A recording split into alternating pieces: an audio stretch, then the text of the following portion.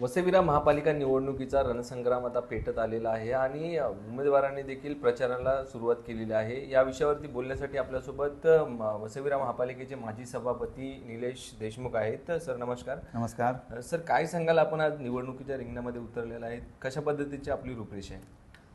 नाही, खरं म्हणजे निवडणुकी जी आता 2026ची आहे, तर या निवडणुकीत आम्ही विकासाच्या मुद्द्यावर निवडणूक लढवत आहोत। ह्या वसईविरा शहरातले जे प्रलंबित कामं आहेत ती पूर्ण करण्यासाठी आम्ही या निवडणुकीला सामोरं जात आहोत। मधल्या 2020 पासून ते 26 पर्यंतचा प्रशासकीय काळ होता, 2025 पर्यंत किंबहुना, आणि याच्यामध्ये नागरिकांची खूप मोठ्या संख्येने कामं अपुरी राहिली होती। या ठिकाणी प्रशासनाला नागरिकांना न्याय नव्हता दिला आला, तर ह्या निमित्ताने जी काही अपूर्ण कामं पूर्ण करण्यासाठी आणि त्याला आम्ही समोर जाण्यासाठी आज निवडणुकीला समोर जातो। कशा पद्धतीने आपलं पॅनल या ठिकाणी उभा आहे आणि कोणते कोणते मुद्दे घेऊन आपण लोकांपर्यंत जात आहे? एक चांगलं पॅनल लोकनेते यतींद्र ठाकूर यांनी या ठिकाणी दिलं आहे। या ठिकाणी सर्व जे आमचे उमेदवार आहेत, मग अ प्रवर्गातनं माजी नगरसेविका रुपाली पाटील उभे आहेत, ब प्रवर्गातनं माजी नगरसेविका सुमनताई काकडे उभे आहेत, क प्रभागातनं मी स्वतः निलेश दामोदर देशमुख माजी सभापती उभे आहेत, आणि ड मधनं कंचन स्कूलचे अध्यक्ष श्री विनोद जाधव हे नवीन उमेदवार आम्ही या ठिकाणी दिले आहेत। कोणते कोणते मुद्दे घेऊन तुम्ही लोकांपर्यंत जात आहे? या नालासोपाऱ्यात किंवा वसईविरामध्ये आता चांगल्या प्रकारचे लोकनेते यांच्या नेतृत्वाखाली पाण्याचा पुरवठा होत आहे, परंतु आलेलं पाणी जनतेपर्यंत पोहोचवण्यासाठी कशा प्रकारे ते पोहोचवता येईल किंवा पाईपलाईनचं कसं काम करता येईल।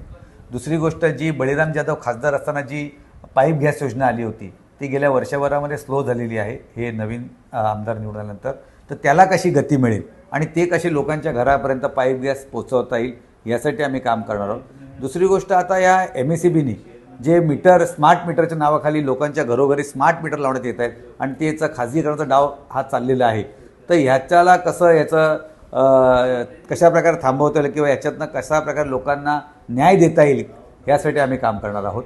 त्याचप्रमाणे जे वर्षभर खड्ड्यांचं दुरुस्ती न झालेली, त्याचप्रमाणे आमच्याकडे विजेचं आता हल्ली परत वीज जाते येते, तर हे का चाललं त्याची कारणं शोधून या सगळ्या विषयांना समोर घेऊन आम्ही निवडणुका लढवणार आहोत। सर, पाहायला गेलं तर वसईविरा नालासोपारा परिसरामध्ये भारतीय जनता पार्टी महायुती मोठ्या ताकदीनेशी उतरलेली आहे, काय आव्हान वाटते?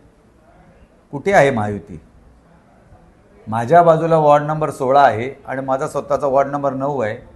इथे युतीच्या नावाखाली तेच पक्ष एकमेकाच्या बरोबर लढतात। 16 नंबरमध्ये त्यांचं युतीचं पॅनल वेगळं आहे, म्हणजे भाजपचं पॅनल वेगळं आहे, शिंदे गटांचं शिवसेनेचं पॅनल वेगळं आहे। माझ्याकडे या ठिकाणी शिवसेना आणि भाजप हे ब प्रभाग समोरासमोर लढत आहेत। त्यामुळे असं युती वगैरे फक्त नागरिकांना दिशाभूल करण्यासाठी आहे।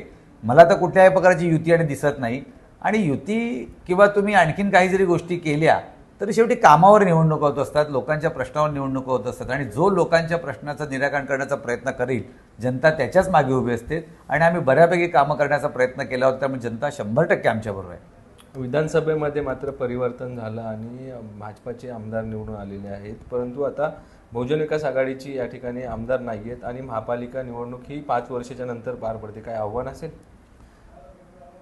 एवढं यांच्या मोठ्या संख्येने आमदार निवडून आले असताना मला वाटतं मनसे प्रमुखांनी सांगितलं की एवढे आमदार निवडून आल्यावर सुद्धा यांना उत्सव साजरा करता आला नाही, म्हणजे ह्या विजय कसा असेल किंवा कसा आणला असेल ह्याचं कुठेतरी संशयाचं वातावरण होतं, आणि अशा प्रकारे ह्या संशयाच्या वातावरणात हे आमदार निवडून आलेले आहेत। त्यामुळे त्या आमदारांचा स्वतःवरही विश्वास नाही की आम्ही आमदार झालोत की नाही, आणि आता हे उमेदवारी निवडत असताना यांच्यातल्या गडबजीवरनं सरळ सरळ दिसलं की ह्या प्रकारचे यांचे काय प्रकारचे यांची मानसिकता आहे ते। परंतु या ठिकाणी बहुजन विकास आघाडीचा महापौर 100% बसणार, आणि या ठिकाणी नागरिकांना 1 वर्षापासून त्यांच्याशी निगडीत असलेल्या प्रश्नासाठी झगडावं लागत असेल ते सगळं थांबवून या ठिकाणी पुन्हा विकासाच्या मार्गाला सुरुवात करणार। जी कामं या ठिकाणी 5 वर्षात प्रलंबित असतील प्रशासकीय काळामध्ये ती पूर्ण करण्याचा आम्ही 100% प्रयत्न करणार, अशी या ठिकाणी आम्ही ग्वाही देतो। निश्चितच आपण जर बघितलं असेल तर विकासाच्या कामावरती आम्ही निवडणूक लढवतोय आणि आमचाच महापौर बसणार असल्याचा विश्वास देखील यावेळेस माजी सभापती निलेश देशमुखांनी व्यक्त केलेला आहे। संदीप गायकवाड, APS मराठी, नालासोपारा।